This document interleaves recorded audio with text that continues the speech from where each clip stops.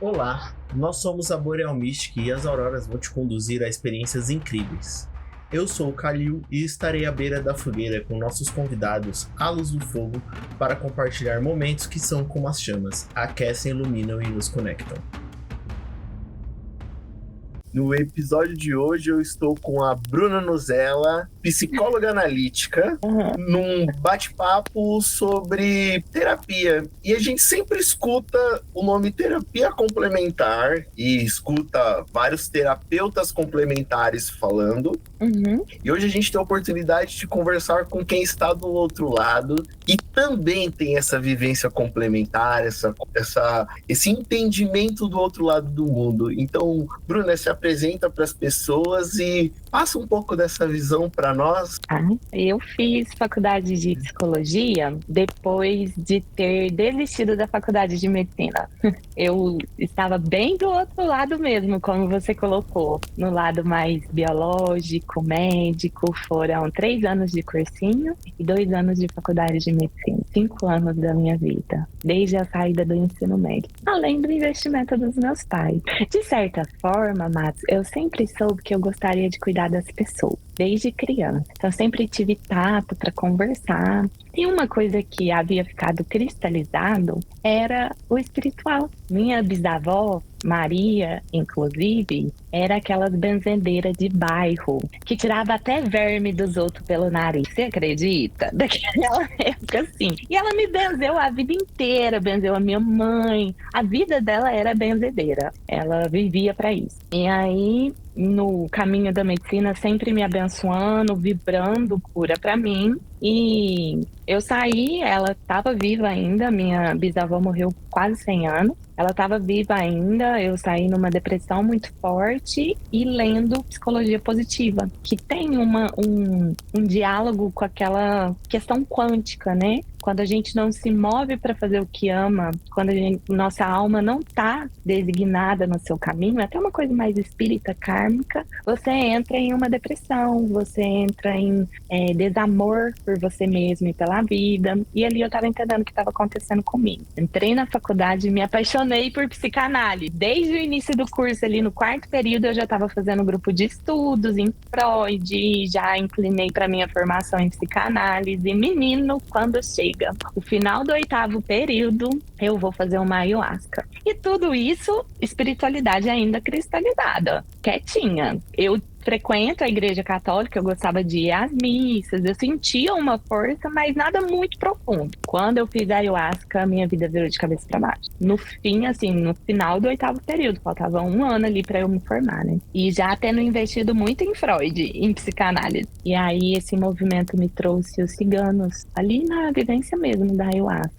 Né? As pessoas falaram para mim, olha, tem uma cigana que tá com você, a gente tá vendo. E eu não via, mas eu fiquei muito mexida, fiquei muito tocada. E aí foi aquele tempo de despertar, assim, aqueles primeiros momentos. Então eu já, não vou querer ser psicóloga, eu quero ser cartomante, eu quero abrir baralho cigano, porque os ciganos estão me chamando. E fiz a transição de psicanálise para a psicologia junguiana, que é a psicologia analítica. Os dois são muito diferentes, porque aí o Jung vai dar o lugar do espiritual dentro da psicologia, dentro do setting analítico, né? Então, eu comecei a perceber que tinha um lugar não só como mercado, mas para eu mesma florescer. E aí a espiritualidade veio com tudo na minha vida no final do meu curso. Fiquei ainda em dúvida se eu seria psicóloga ou não, porque a gente tem esse embate, né, espiritual e profissional da psicologia, do CRP. E aí fui com tudo na minha entrada do mercado como psicóloga, acolhendo terapeutas holísticas, mães de santo, cartomantes, acolhendo o discurso dessas pessoas. Eu não precisei sair do lugar de psicóloga para trabalhar com essas pessoas. Eu nunca trabalhei com baralho cigano, nunca me senti autorizada a tirar para ninguém. Hoje eu estou desenvolvendo outra proposta de trabalho com os símbolos, mas não de tarô, de vidência, uma proposta mais alquímica. E essa é a minha história. Aí no primeiro primeiro ano, assim, de mercado que eu entrei, antes de me formar, antes de receber o CRP de que eu estava autorizada a atender, eu tinha 157 pessoas agendadas, pré-agendadas, num formulário do Google. Eu nem conseguia atender todas essas pessoas, né? Não tem como um psicólogo atender tanto assim. E aí fui também numa intuição para selecionar, e ali eu já fiz minha carteira de clientes assumindo ser macumbeira, assumindo apoiar a macumba, assumindo que a terapeuta holística tem lugar na saúde mental. Então, você até trouxe, né? Você que está do outro lado. Eu acho que eu estava do outro lado quando eu estava na medicina. Agora, como psicóloga, eu me sinto lado a lado com as terapeutas complementares, integrativas e holísticas. E eu sinto, nessa fase que a gente está vivendo, né, de várias crises, essa fase sempre existiu, mas nessa fase de, porque o terapeuta holístico não pode atender, não pode fazer um acompanhamento terapêutico. Eu acho que o psicólogo pode supervisionar. O psicólogo pode dar uma base para o terapeuta holístico entregar um trabalho cada vez mais eficiente, cuidadoso, acolhedor, porque é um trabalho que eu acredito. Então, fechando aqui, eu tô do lado da galera. Eu tô do lado da terapeuta holística. Caramba, é muito interessante a gente perceber que essas conexões, elas têm o poder de mudar, e você pode fazer essa transição sem precisar abandonar sua profissão, né? Você conseguiu conciliar o mundo holístico e esotérico dentro de uma profissão que ela é normal, né? Tratar pessoas. E com toda essa base que o Freud trouxe e com um ano de experiência ali faltando, como que houve essa percepção dessa análise junguiana da coisa do mundo espiritual? Como que houve algum conflito de percepção?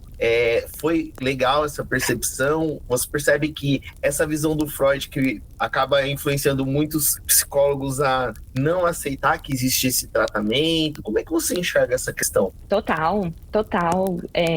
O Freud, ele vai para uma psicologia do trauma sexual. Então, a pessoa tem uma relação traumática na infância e que aquilo vai condenar ela a neuroses, as questões na vida adulta. E tudo remete a isso, tudo volta nisso. Quando eu fiz a ayahuasca, eu estava em análise freudiana, psicanálise, com uma psicanalista que foi minha professora, eu gostava muito dela e tal. E aí, quando eu comecei a trazer as vivências da ayahuasca, eu vi que ela não dava conta. Que ela não dava conta mesmo do certinho, da terapeuta, da análise. Virava uma entrevista quase que, eu não sei do que você está falando, eu não sei se é verdade, deixa eu achar o que tem na sua infância aqui a respeito disso. Sabe um furo que acontece ali no diálogo, no processo terapêutico? Uhum. Aí eu percebi que eu precisava mudar, fui extremamente educada com ela. Falei, olha, eu quero fazer a transição da análise junguiana, eu quero conhecer a prática. Já que a teoria fala tanto desse apoio ao espiritual, eu quero ver o que acontece, né? E fiz, foi assim, 2 meses depois da ayahuasca, eu insisti no processo com ela, mas não estava indo para nenhum lugar, não.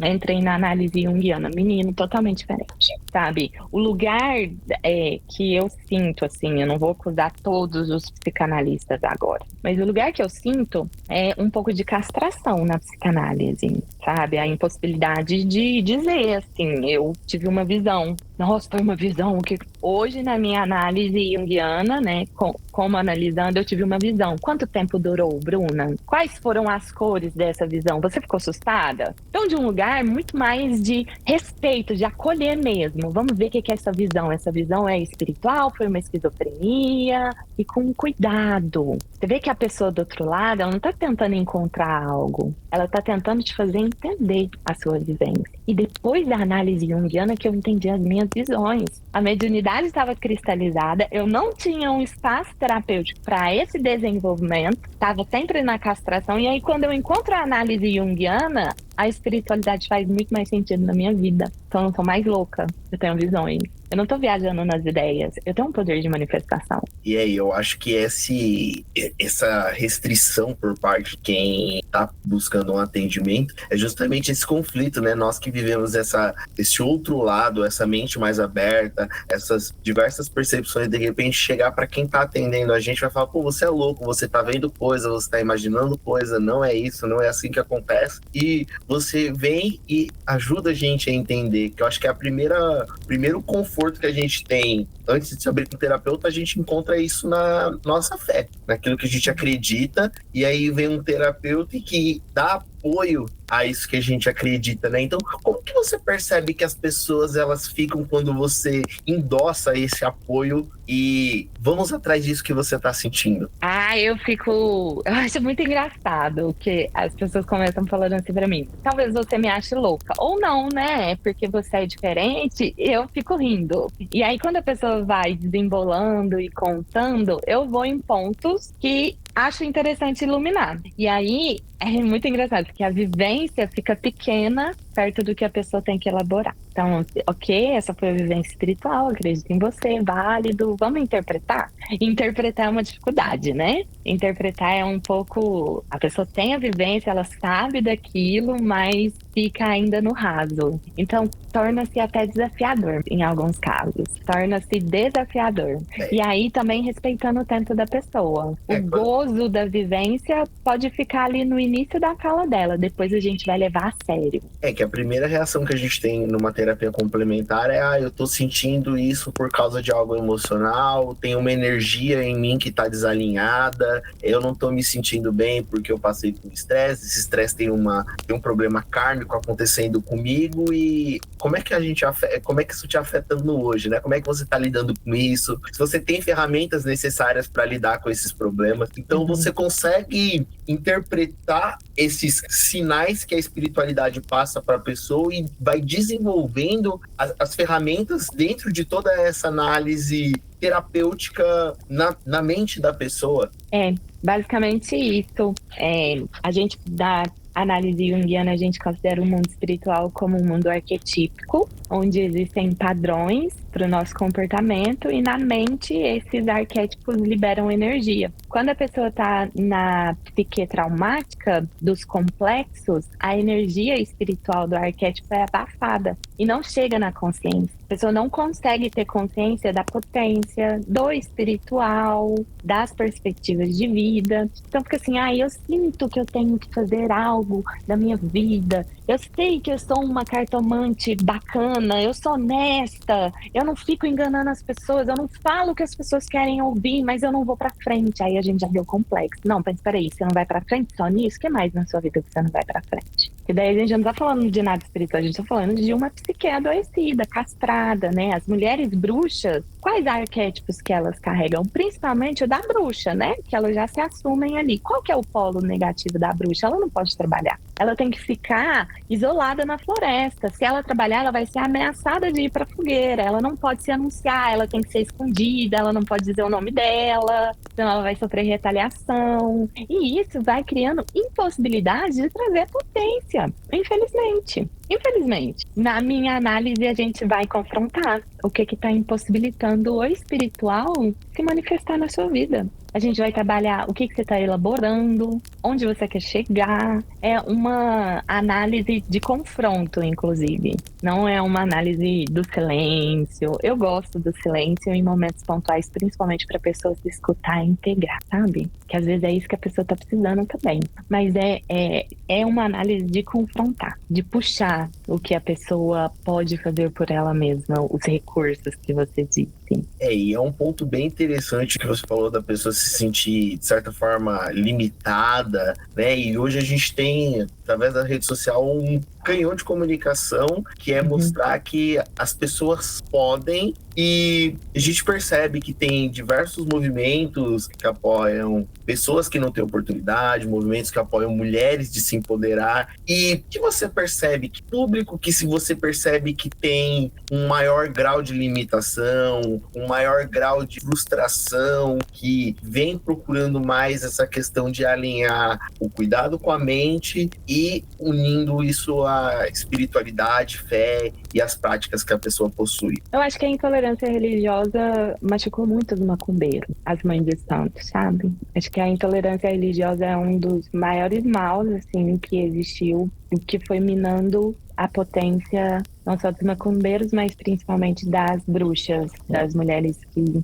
têm uma aproximação com o mundo arquetípico. falando da psicologia analítica, agora falando de uma forma mais geral, né? Uma aproximação com o trabalho espiritual. Eu acho que foi aí. E é a realidade, né? Então, o aluguel é negado, essa mulher já fica machucada, essa mulher não encontra perspectiva, a família do parceiro, o próprio parceiro, né? Ai, tudo é isso aí de volta da sua cabeça, ficando louca, vai utilizando a potência da mulher contra ela. Aí a gente vê da escolinha, né? Não vai na casa de macumbeira. Acho que foi ali. Da mesma forma que a nossa sociedade diz que ir ao psicólogo é coisa de louco, também disse que espiritualidade é loucura, né? É invenção. Então a sociedade impediu a gente. E é um discurso meu, né, que eu boto o pé na porta do tabu. Porque, veja, eu trabalho com uma teoria de 1900. O Jung, que fez a teoria da psicologia analítica, da análise junguiana, o doutorado dele, que foi escrito em 1887, ele entregou em 1905. O doutorado dele foi observações de uma médium, de uma jovem médium, uma médium de 15 anos, chamada Helene.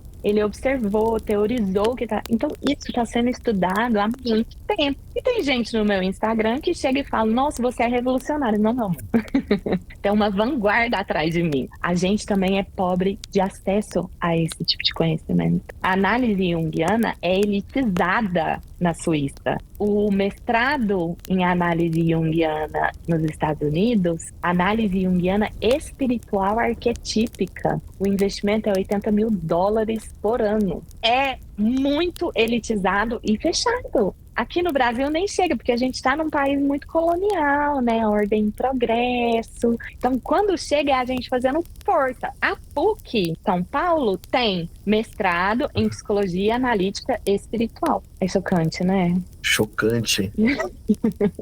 Caramba, e assim, a gente tem uma percepção também que quanto mais elitizada é a pessoa, talvez menos ela tenta se apegar à fé e menos ela tenta compreender. Então a gente olha a história e a gente percebe que as bruxas são sempre escanteadas e tiradas para fora dos reinos, toda a questão dos ciganos e as perseguições, as diversas religiões e perseguições. Então a religião africana também é tirado de uma terra, ela é espalhada por diversos cantos do mundo, então é sempre a religião mais forte, está sempre mais conectado com as pessoas que têm menos acesso, que têm mais dificuldade, que precisam mais dessa força, até uma ferramenta de conexão. E aí vem uma pessoa que consegue compreender e esse estudo fica restrito a talvez quem menos precisa. E é o que está acontecendo agora da nova era, né? Até das terapêuticas complementares. A gente está tornando o Chapada dos Veadeiros totalmente gourmet, né? A gente está chegando na gourmetização do espiritual também, na elitização. É um movimento também que diz sobre o valor da prática, né? E aí é muito revoltante para mim as bruxas se isolar, se esconder, e as fadas good vibes ter referência, ganhar muito e muito dinheiro. Hoje eu conheço uma bruxa, que é a Isadora Maia. Ela fez graduação e mestrado em psicologia. Hoje ela trabalha como sacerdotisa oraculista, mas faz acompanhamento terapêutico. Ela faz acompanhamento terapêutico do valor de um expert, R$1.350 a sessão dela. E é uma macumbeira. O Instagram dela é ela de lenço, é terreiro, é uma mãe de santo mesmo.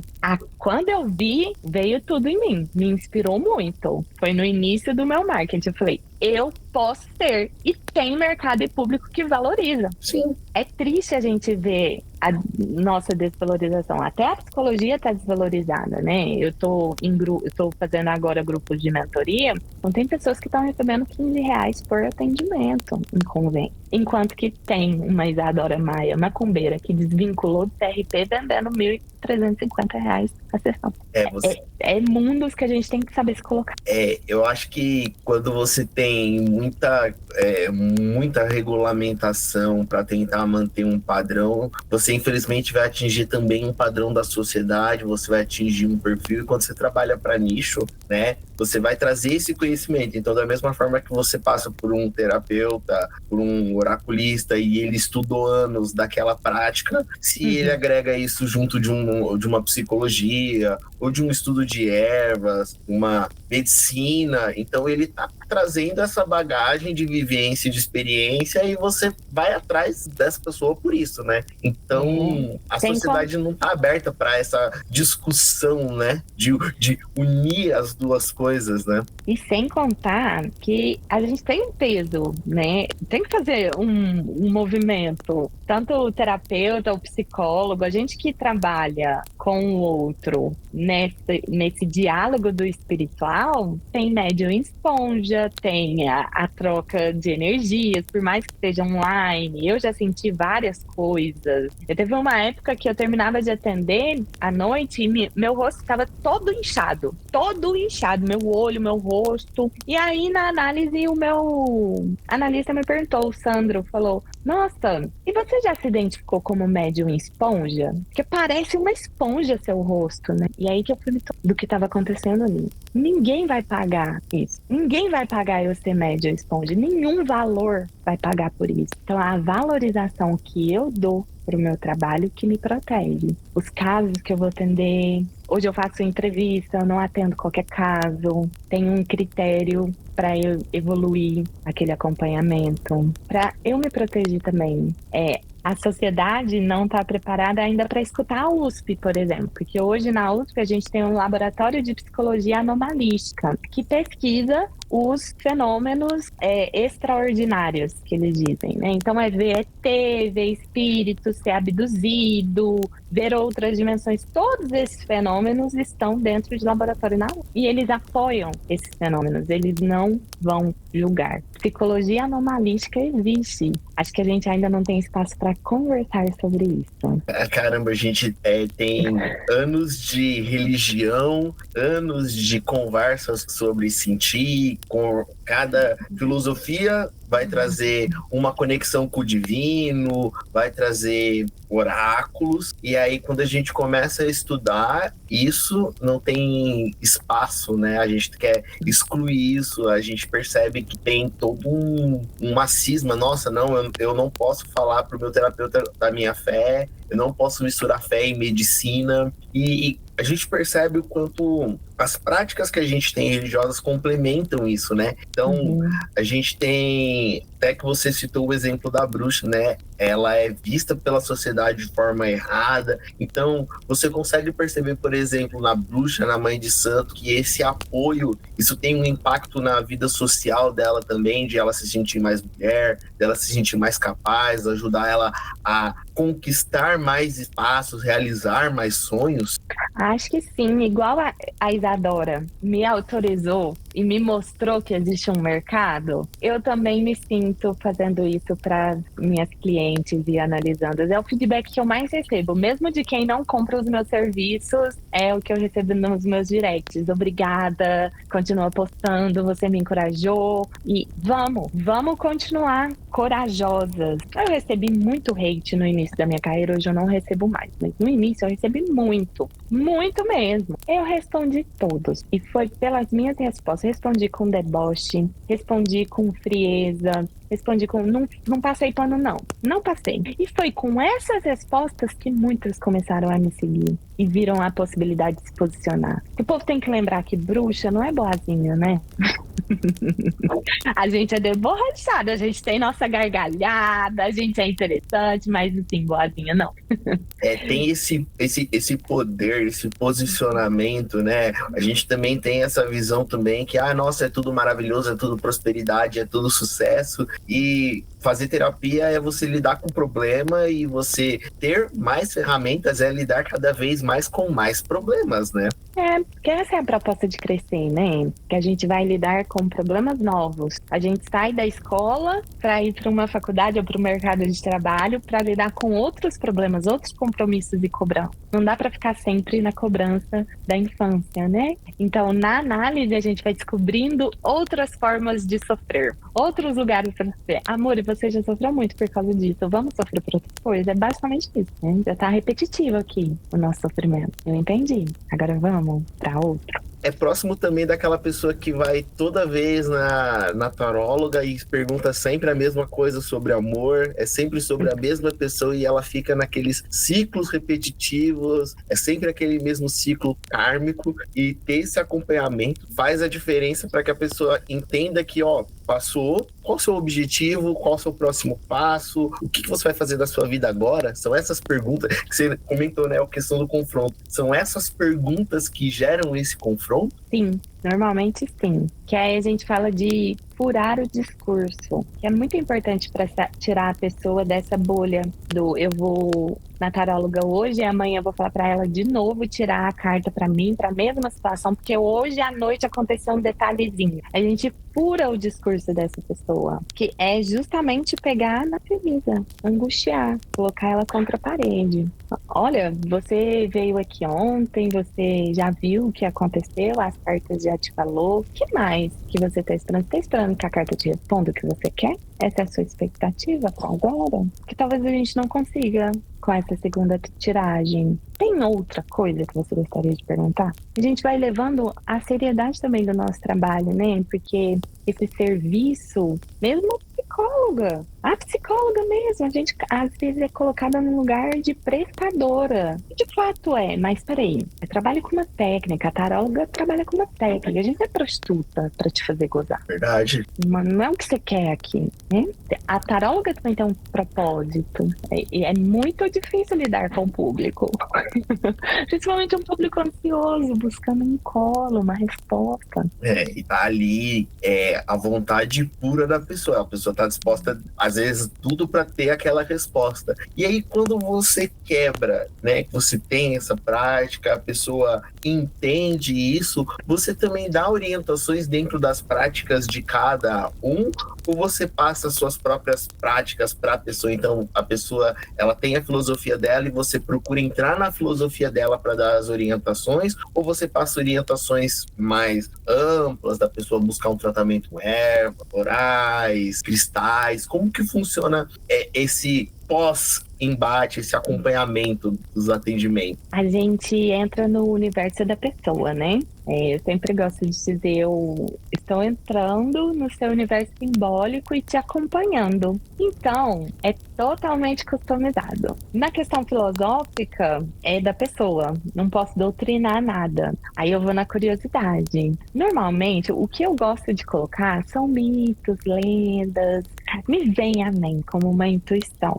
Eu gosto também de pontos da Umbanda, mas sem querer doutrinar, trazendo o sentido daquele ponto. Por exemplo, tô ansiosa, tô com uma prece, tananã. Eu sempre falo, tem um ponto na Umbanda que diz: pisa na Umbanda, pisa devagar, firma os pensamentos para não vacilar. Vou trazendo essas intervenções. No furo, eu descubro, vou conectar com o universo da pessoa, né? Então, que tal um banho quente hoje? Como que são os seus cuidados quando você se desilude? Quando você encontra com verdades dolorosas? O que você gosta de fazer? Qual erva funciona para você? Você tem feito limpezas? Isso é muito comum. A falta de limpeza eu coloco para quem já trabalha com isso. Porque dá para ver que a pessoa está vindo para a sessão com a mente contaminada pelos atendimentos que ela está fazendo. Sabe? Contaminada mesmo. Aí eu vou descobrindo dentro do universo dela o que ela tem de recurso para ela lembrar. Uma coisa que eu pontuo, que eu sugiro para trazer para a próxima sessão, eu gosto muito de desenhos, que é uma forma de expressão simbólica e é também uma forma de autoacolhimento. Então os desenhos eu pego. E aí a pessoa, ela também consegue trazer essa questão da criatividade, da expressão dela bem à tona, né? É a forma, uma das intervenções terapêuticas da análise junguiana de Jung. Desenhar mandalas é uma expressão que não precisa de interpretação. Quando a pessoa desenha um símbolo, sessão difícil, uma dúvida, desenha. Quando ela está desenhando aquele símbolo, ela já está liberando para ela mesma a energia. Por exemplo, semana passada eu fiz uma atividade na minha pós de arte terapia, eu desenhei um chapéu de bruxa que se tornou em Nossa Senhora. Eu não precisava ver Nossa Senhora para ter uma energia de acolhimento, uma energia de mãe, cuida de mim. Só de desenhar essa energia vem para mim. Só de desenhar um chapéu de bruxa firme ali em cima, eu já tô trazendo essa energia. Eu lembro que uma sessão, Mamãe de Santo, trouxe a história dela de altos e baixos e ficou muito forte o arquétipo da Fênix. E aí eu pedi para ela desenhar, né? Eu falei, ai, depois da sessão você desenha e tal. Foi uma sessão forte. Menina, ela foi desenhar a Fênix, não é que ela desenhou um Lu? Igualzinho, até tudo, igualzinho o Mulu. E ela me mandou, falou, ai, amei, foi muito bom e tal. Peguei e falei pra ela, nossa, Mulu. Aí ela, não acredita, agora que eu vi. Ela é mãe de santo. E mãe de santo de Mulu.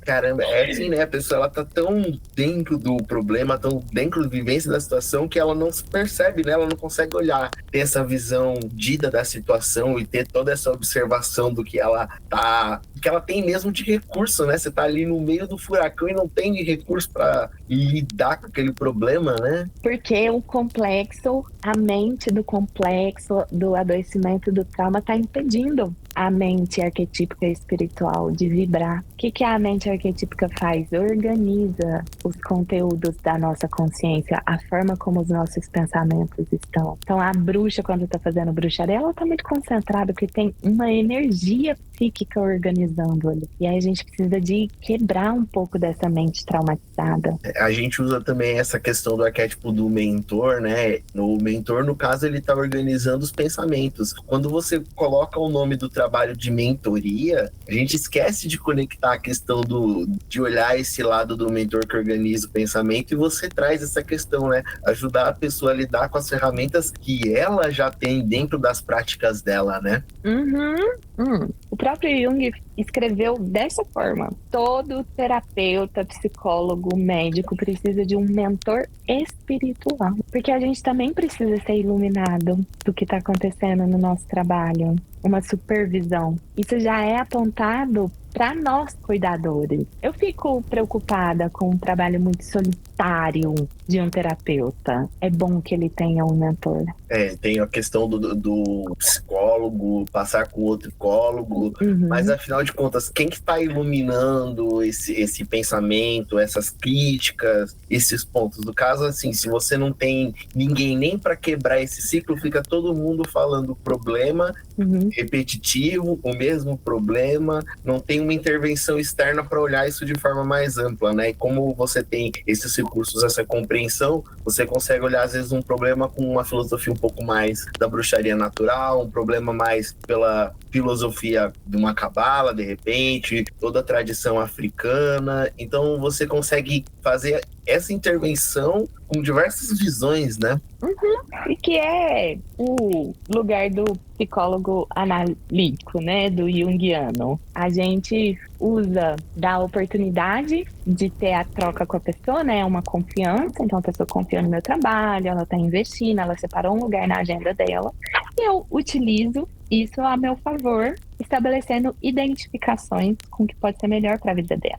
Hoje, você vai no psiquiatra, o tratamento inicial para todas as psicopatologias é o mesmo. Alimentação saudável, atividade física, exposição ao sol pela manhã, não ver programas que vão comer a sua mente, evitar celular, drogas, não. Várias pessoas não conseguem seguir isso. Param no alimentação saudável. Então, não é só a sugestão, não é só mandar, não é só falar o que tem que fazer que vai adiantar para as pessoas. Algumas pessoas sabem o que tem que fazer e não vão. Precisa de algo interno que inclina ao autocuidado, a busca por uma vida melhor. E o que impede essa busca é uma mente de complexo, é uma mente que vai ficar na dor. Tem gente que goza com a ansiedade, que goza com o sofrimento da ansiedade, mas ainda não conseguiu assumir isso. Para continuar gozando, tem que sofrer. A mente, ela se sente naquele ambiente de conforto e ela fica procurando esse ambiente de conforto e causando esse problema, né?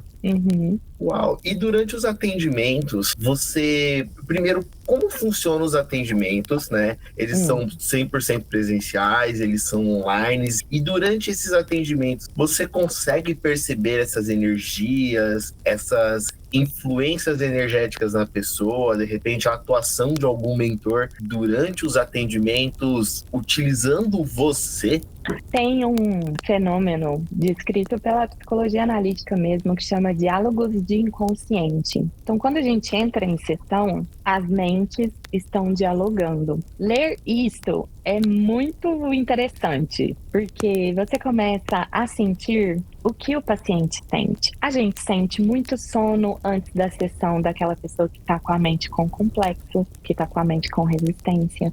A gente sente ódio de quem está sentindo ódio da gente. E a pessoa não está sentindo ódio da gente, né? Ela está sentindo ódio do processo. Nossa, eu vou ter que me desarticular desse sofrimento. A gente sente segurança, a gente sente mal, a gente se sente bem, distraído.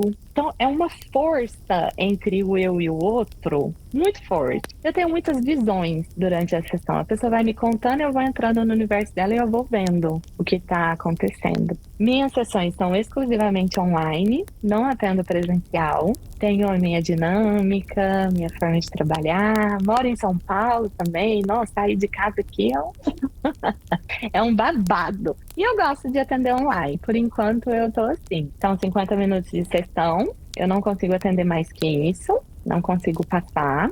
E eu digo que eu faço feijão com arroz. O feijão com arroz bem feito, tá ótimo. Já papou. Quem tem que colocar a proteína, né? O complemento é o analisando. E aí ele coloca depois da sessão na vida dele. Eu também não sou muletinha, né? Eu sou uma parte do processo. Eu ofereço um lugar para que a pessoa viva as elaborações e o processo dela de evolução, de desenvolvimento. Que essa é a proposta da psicologia analítica também, né? A tendência do ser humano é crescer para Jung. E se essa é a tendência dele, a nossa terapêutica é fazer com que ele se direcione ao crescimento, à evolução. Aí o Freud vai dizer que a tendência do ser humano é desejar a história familiar para o resto da vida dele. Então, desejar essa mãe, desejar esse pai na vida dele, desejar ser essa mãe, ser esse pai. A gente pensa diferente, não é por aí? E também a questão dogmática também está muito relacionada a esse cabresto que é colocado de pais em filhos, de limitações que, você não pode fazer essa religião, você não pode ir por esse caminho, você não pode realizar essa prática.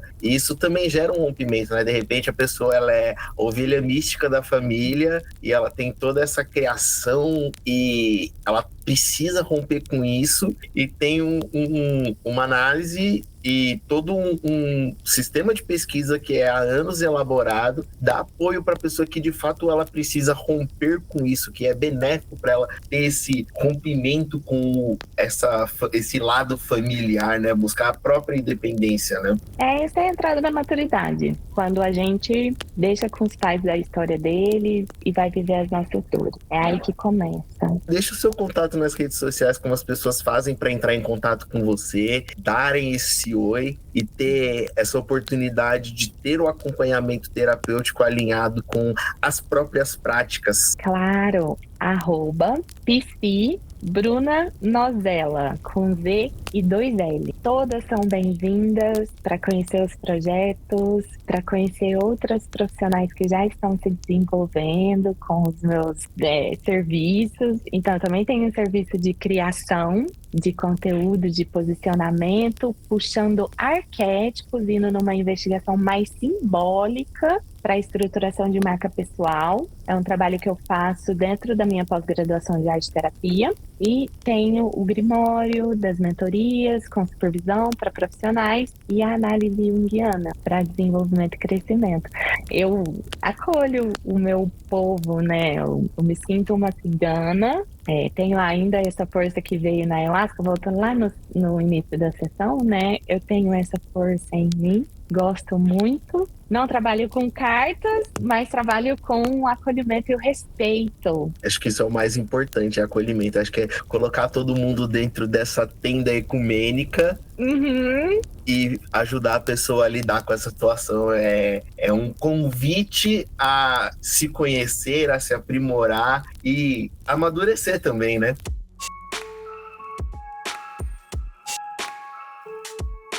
Obrigado por estar à luz do fogo conosco. Se você chegou até aqui, deixa o like, compartilha e que as auroras te acompanhem.